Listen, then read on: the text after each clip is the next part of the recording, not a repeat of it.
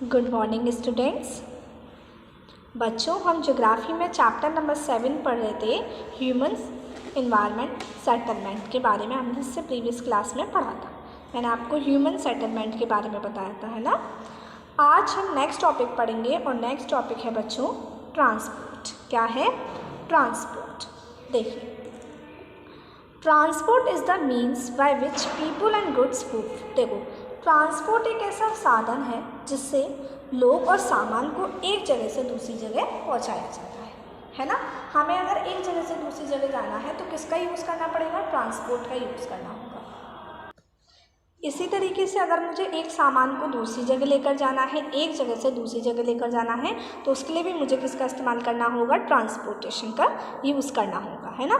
तो ट्रांसपोर्ट एक ऐसा साधन होता है जिससे लोग और सामान एक जगह से दूसरी जगह जाते हैं। In the early days it took a great deal of time to travel long distances. देखिए, अर्ली डेज़ में मतलब पहले क्या होता था, तो पहले ट्रांसपोर्टेशन सिस्टम इतना अच्छा नहीं था, इतने सारे ट्रांसपोर्टेशन मीन्स साधन नहीं थे।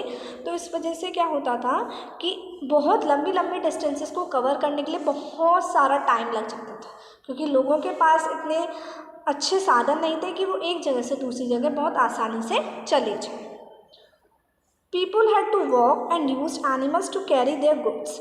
लोगों को चलना पड़ता था, बहुत दूर दूर तक जाना पड़ता था, पैदल पैदल चलना पड़ता था, या फिर वो किसका इस्तेमाल करते थे? वो अपने सामान को ढोने के लिए एनिमल्स का यूज़ करते थे। तो इन चीज़ों के बारे में तो आपको पता है ना कि पहले के लोग जैसे डंकीज़ का यूज़ करते थे अपने सामान को एक जगह से दूसरी जगह ले जाने के लिए, जानवरों का इस्तेमाल करते थे।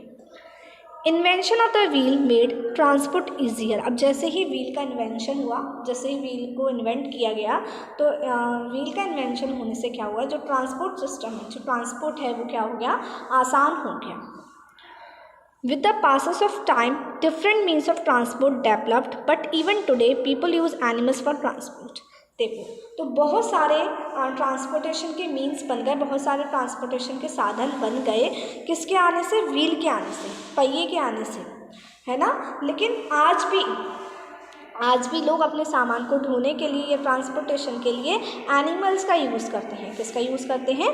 जानवरों का। जैसा आप इस फिगर 7.5 में देख सकते हैं, इस तरीके की घोड़ा गाड़ी होती है ना, तो लोग इसका इस्तेमाल करते हैं एक जगह से दूसरी जगह अपने सामान को ले जाने के लिए। ठीक है, अब देखिए, where do you find dwellings made of ice. देखिए, आपने बर्फ़ के घर देखे होंगे, तो आपको पता है कि बर्फ़ के घर ये कहाँ होते हैं? आपने छोटी क्लासेस में भी पढ़ा होगा इस तरीके के घर के बारे में, है ना। तो ये होता है, ये जो पाए जाते हैं, कहाँ पर पाए जाते हैं? पोलर रीजन्स में पाए जाते हैं। जैसे हम कह सकते हैं अंटार्कटिका में पाए जाते हैं। कहाँ पर पाए जाते हैं ये? अंटार्कटिका में और पोलर रीजन्स में पाए जाते हैं। Who makes dam? इन्हें कौन बनाता है? और ये बर्फ़ के घर बनाते कौन है? बर्फ़ के घर बनाते हैं एस्किमो। कौन बनाते हैं? एस्किमो। तो एस्किमोज जो होते हैं वो इन बर्फ़ के घर को बनाते हैं रहने के लिए। And what are they called? और इन्हें हम कहते क्या हैं? बताइए, इन्हें हम कहते क्या हैं? बताइए। ये तो आपको पता होगा कि जो घर बर्फ़ के बने हुए होते हैं उनको हम क्या कहते हैं? क्या कहते हैं? इग्लू। Very good. क्या कहते हैं हम इन्हें? इग्लू कहते हैं। और ये कहाँ पर पाए जाते हैं? पोलर रीजन्स में पाए जाते हैं, जहाँ पर बहुत ठंड होती है ना। पोलर रीजन्स के बारे में हमने पढ़ा था कि पोलर रीजन्स में बहुत ठंड होती है, तो इनको हम इग्लू कहते हैं। इनको बनाते कौन है? एस्किमोज। और ये कहाँ पाए जाते हैं? पोलर रीजन्स में पाए जाते हैं, अंटार्कटिका में पाए जाते हैं। ठीक है, चलिए आगे बढ़ते हैं। अब हमारी कंट्री में, इन आवर कंट्री, हमारी कंट्री में देखो, सामान को ढोने के लिए, तो मतलब कुछ जानवर ट्रांसपोर्टेशन के लिए बहुत कॉमन है। जैसे हम कह सकते हैं डंकीज़ हैं, बुलक्स हैं, कैमल्स हैं। तो ये बहुत सारे ऐसे जानवर हैं जो मोस्टली कॉमन है ट्रांसपोर्टेशन के लिए। In the Andes mountains of South America llamas are used as are yaks in Tibet. देखो, तो साउथ अमेरिका में क्या यूज़ किए जाते हैं? लामास इस्तेमाल किए जाते हैं। इसके बारे में हमने साइंस में भी पढ़ा था। और तिब्बत में याक्स का यूज़ किया जाता है। The early traders from other countries used to take several months to reach India.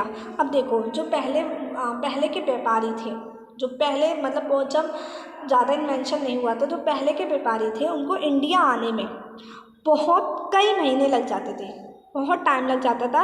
अगर उनको भारत आना है, जैसे बाहर के कोई विदेश के लोग आने वाले हैं भारत, तो उनको भारत आने में बहुत टाइम लग जाता था, कई महीने लग जाते थे भारत आने में। दे टुक आइदर द सी रूट और द लैंड रूट। तो वो किस चीज़ का इस्तेमाल करते थे? सी रूट का इस्तेमाल करते थे, मतलब समुद्र से होकर आते थे, या फिर लैंड रूट का इस्तेमाल करते थे, ज़मीन से होकर आते थे।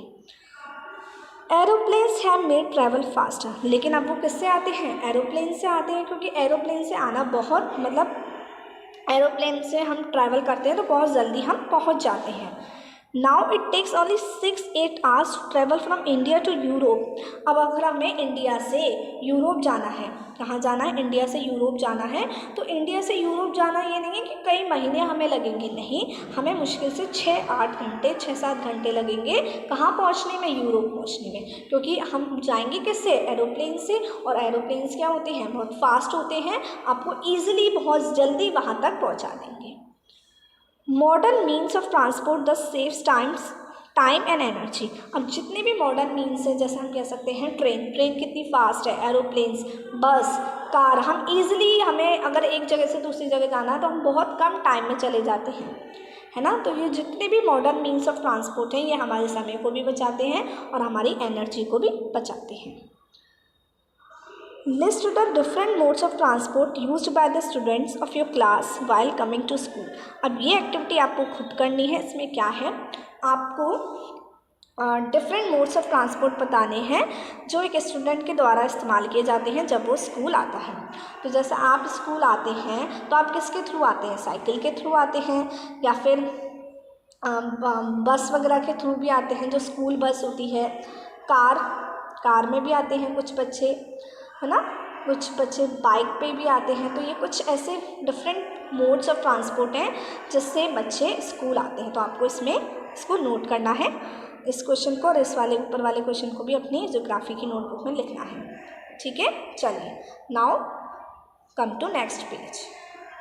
The 4 major means of transport are roadways, railways, waterways and airways. देखिए, ट्रांसपोर्ट के 4 मुख्य साधन कौन कौन से हैं? रोडवेज, मतलब हम रोड का यूज़ करके आएँ, रेलवेज, रेल का यूज़ करें, रेलवे का यूज़ करें, वाटरवेज, पानी के थ्रू आएँ, एंड एयरवेज, और हवा के थ्रू आएँ, है ना, हवा से आएँ।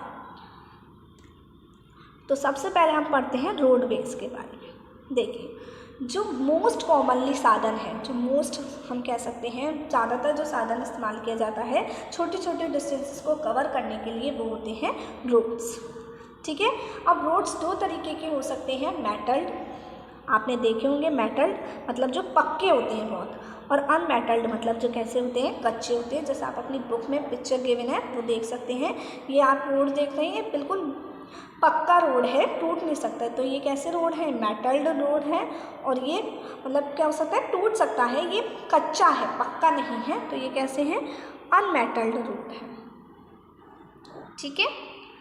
The plains have a dense network of roads. जो भी प्लेन एरिया है वहाँ पर बहुत सारी रोड्स हैं, सड़कें बनी हुई हैं। Roads have also been built in terrains like deserts, forests and even high mountains. देखो, सड़कों को कहाँ पर भी बनाया जाता है? डेजर्ट एरिया में भी बनाया जाता है, फॉरेस्ट एरिया में भी बनाया जाता है, इवन जो ऊंचे माउंटेन्स हैं उनके बीच में भी सड़कें निकली हुई होती हैं, ठीक है। मनाली ले highway in the Himalayan mountains is one of the highest roadways in the world. तो हमारे वर्ल्ड में जो सबसे हाईएस्ट रोडवे जो है उसमें से एक कौन सा है? मनाली ले हाईवे, जो कहाँ पर है? हिमालयन माउंटेन्स में, ठीक है। Roads built underground are called subways, underpass. अब देखो, कुछ सड़कें क्या होती हैं, अंडरग्राउंड भी बनाई जाती है, मतलब ज़मीन के अंदर भी बनाई जाती है। जैसे ज़मीन के ऊपर तो बहुत ट्रैफिक वगैरह रहता है, तो ट्रैफिक को कम करने के लिए कुछ रोड्स ज़मीन के अंदर भी बनाई जाती हैं। तो उन ज़मीन के अंदर वाली रोड्स को हम बोलते हैं बच्चों सबवेज। क्या बोलते हैं? सबवेज या फिर अंडरपाथ, जो कहाँ है? ज़मीन के अंदर है। Flyovers are built over raised structures. अब जो उठे हुए स्ट्रक्चर्स होते हैं, जो ऊंचे ऊंचे स्ट्रक्चर्स होते हैं, वहाँ पर क्या बनाए जाते हैं? फ्लाई ओवर्स बनाए जाते हैं। क्या बनाए जाते हैं बच्चों? फ्लाई ओवर्स बनाए जाते हैं। ठीक है, आई बात समझ में? अब देखिए, डू यू नो पढ़ते हैं हम। There are several national and state highways in India. हमारे भारत में बहुत सारे नेशनल और स्टेट हाईवेज हैं। The latest development in India is the construction of expressways. जो भी अभी जो लेटेस्ट डेवलपमेंट किया गया है भारत में, वो कौन सा है? एक्सप्रेस वे बनाया है। क्या बनाया गया है? एक्सप्रेस वे बनाया गया है। The golden quadrilateral connects Delhi, Mumbai, Chennai and Kolkata. तो जो गोल्डन क्वाड्रिलेटरल है वो किस किस को कनेक्ट करता है बच्चों? दिल्ली को, मुंबई को, चेन्नई को और कोलकाता को। तो हमारे भारत में बहुत सारे नेशनल और स्टेट हाईवेज हैं, तो जिनके बारे में आपको पता करना है। ठीक है, चलिए अब हम नेक्स्ट टॉपिक पे आते हैं। देखिए, ये आप देख सकते हैं, ये है गोल्डन क्वाड्रिलेटरल। क्या है बच्चों ये गोल्डन क्वाड्रिलेटरल? जो किसको कनेक्ट करता है? इन चारों को कनेक्ट करता है, मुंबई, चेन्नई, कोलकाता, दिल्ली। ठीक है, इन चारों को ये गोल्डन क्वाड्रिलेटरल कनेक्ट करता है। देखिए, ये आप देख सकते हैं, ये कौन सा रोड है? ये गोल्डन क्वाड्रिलेटरल ही वे बनाया गया है, जो किसको कनेक्ट करता है? दिल्ली, चेन्नई, कोलकाता एंड मुंबई को। ठीक है, तो आपको समझ में आ रहा है, इट्स अ गोल्डन क्वाड्रिलेटरल। देखिए, तो आप देख सकते हैं, ये जो मैं आपको बताती हूँ, एक ट्रेन है जो कहाँ जाती है? जिनिंग से किसकी तरफ जाती है? लासा की तरफ। तो आप ये रूट देख सकते हैं उसका, कहाँ जाती है ये? जिनिंग से लासा की तरफ। देखिए, तो ये ट्रेन है और ये सी लेवल से कितनी ऊंची होती है बच्चों? 4000 मीटर। अभी मैं आपको आपकी बुक में पढ़ाऊँगी। तो 4000 मीटर क्या होती है? ऊंची होती है सी लेवल से। तो ये कहाँ जाती है? जिनिंग से लासा की तरफ। The railways carry heavy goods and people over long distances quickly and cheaply। तो जो रेलवेज़ होती हैं, तो वो जैसे बहुत भारी सामान है, बहुत सारा सामान है, तो उसको कैरी करने के लिए, लोगों को कैरी करने के लिए लॉन्ग डिस्टेंसेस, बहुत दूरी तक, जैसे मुझे बहुत दूर जाना है, तो मैं किसका यूज़ करूँगी? रेलवे का यूज़ करूँगी। ठीक है, और ये बहुत जल्दी आपको ले जाते हैं और ज़्यादा महंगे भी नहीं होते, सस्ते होते हैं। The invention of the steam engine and the industrial revolution helped in speedy development of rail transport। तो जैसे जैसे स्टीम इंजन का इन्वेंशन हुआ और इंडस्ट्रियल रिवॉल्यूशन हुआ, मतलब इंडस्ट्री में इम्प्रूवमेंट आया, जैसे जैसे उनका डेवलपमेंट हुआ, वैसे वैसे रेल ट्रांसपोर्ट में भी डेवलपमेंट हुआ। Diesel and electric engines have largely replaced the steam engines. अब स्टीम इंजन्स के प्लेसेस पर क्या यूज़ किए जाते हैं? डीजल्स का यूज़ किया जाता है, इलेक्ट्रिक इंजन्स का यूज़ किया जाता है। In places super fast trains have been introduce to make the journey faster. अब जर्नी को और फास्टर बनाने के लिए क्या बनाई गई हैं? कुछ जगहों पर सुपर फास्ट ट्रेन बनाई गई हैं, है ना? सुपर फास्ट ट्रेन, आपने ट्रेन्स के बारे में सुना होगा कि बहुत तेज़ चलती है, बहुत जल्दी आपको अपनी मंजिल तक पहुंचा देगी। The railway network is well developed over the plain areas. अब जितना भी प्लेन एरियाज़ हैं, जितने भी कैसा एरिया है? प्लेन एरिया है, तो वहाँ पर रेल नेटवर्क बहुत अच्छी तरीके से डेवलप हो गया है। Advanced technological skills have enabled laying of railway lines in difficult mountain terrains also. और आजकल जो एडवांस टेक्नोलॉजी है, उसकी वजह से जो माउंटेन एरिया है, तो माउंटेन एरिया में रेलवे बनाना पहले मुश्किल था, लेकिन एडवांस टेक्नोलॉजी की वजह से उस एरिया में भी रेलवेज़ बनाना बहुत आसान हो गया है। ईजिली वहाँ पर रेलवे बनाई जा सकती है। But these are much fewer in number. लेकिन हम ये नहीं कह सकते कि बहुत सारी रेलवेज़ बनाई गई हैं, माउंटेन्स में हैं, बट कम है। Indian railway network is well developed, it is the largest in Asia. तो जो हमारा भारत का जितना भी रेलवे नेटवर्क है, वो बहुत ही अच्छे से डेवलप्ड है, और सबसे ज़्यादा डेवलप्ड कहाँ पर है? एशिया में है। जो एशिया है, तो एशिया में अगर आपसे पूछा जाए लार्जेस्ट रेलवे नेटवर्क कहाँ पर है, तो लार्जेस्ट रेलवे नेटवर्क है एशिया में। कहाँ पर है बच्चों? एशिया में। ठीक है, do you know the train from Xining to Lhasa runs at an altitude of 4000 meter above the sea level and the highest point is 5072 meter। देखो, एक ट्रेन है जो कहाँ से जाती है, जिनिंग से लासा की ओर जाती है। तो जिनिंग से लासा की ओर जाने पर वो कितनी ऊंचाई पर चलती है, मतलब जैसे समुद्र के ऊपर से चलती है ना, तो उसकी ऊंचाई होती है 4000 मीटर। कितनी ऊंचाई होती है, 4000 मीटर।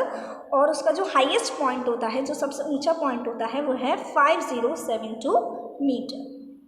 आई बात समझ में। तो ये आज हमने रोडवेज और रेलवेज के बारे में पढ़ा ना, कि ट्रांसपोर्ट के जो मेजर मीन्स हैं, मेजर साधन हैं, मुख्य जो साधन है उसमें से कौन कौन से हैं, रोडवेज, रेलवेज, वाटरवेज, एयरवेज, है ना। तो रोडवेज और रेलवेज के बारे में आज हम पढ़ चुके हैं। इसके बारे में आप और अच्छे से पढ़िएगा, बुक में से भी पढ़िएगा, थोड़ा सा खुद भी सर्च कीजिएगा इन सब चीज़ों के बारे में। अब मैं आपको नेक्स्ट क्लास में मिलूँगी। आप ये देख सकते हैं, देखो पिक्चर में भी आप देख सकते हैं, आप अपनी बुक में भी पिक्चर देख सकते हैं। देखिए ट्रेन है। तो अब नेक्स्ट क्लास में मिलती हूँ मैं आपको। नेक्स्ट क्लास में हम और वाटरवेज और एयरवेज के बारे में पढ़ेंगे। Till then take care, bye bye.